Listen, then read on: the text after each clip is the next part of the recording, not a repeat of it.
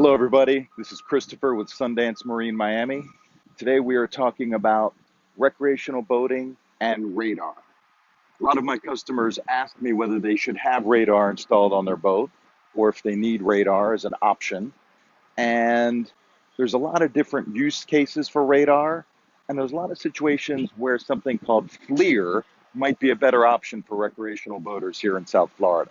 So today we're going to discuss what radar does, and we're going to discuss what FLIR does, and whether you may need one, the other, or both on your boat. So I'm on board a beautiful Regal 36XO that we're preparing for delivery right now.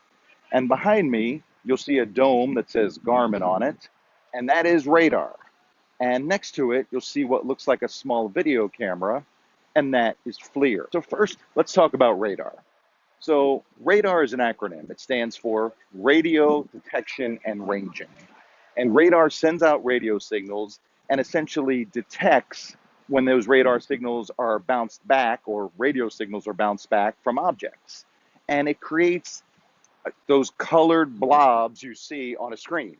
So all of us are familiar with weather radar that we see when we're watching a weather forecast. And this radar works the exact same way. That radar is detecting weather.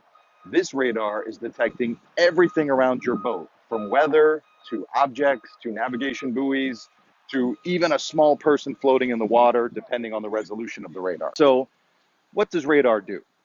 Radar projects an image on a screen that is based on those radar signals coming back to the antenna.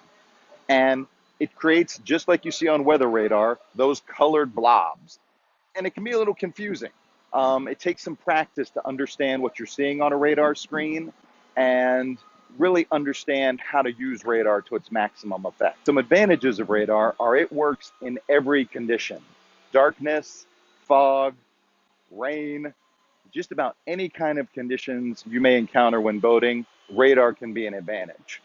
And we're going to flash some screens on here. We're going to show you what a radar image looks like.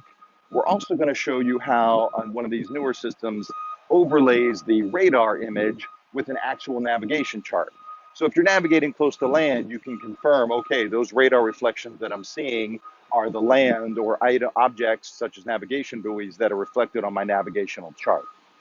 And radar is a very powerful tool. It can be used close in for a mile or two or less, or it can see out 50, 60 miles to see other vessels and other objects far away from you, islands, etc.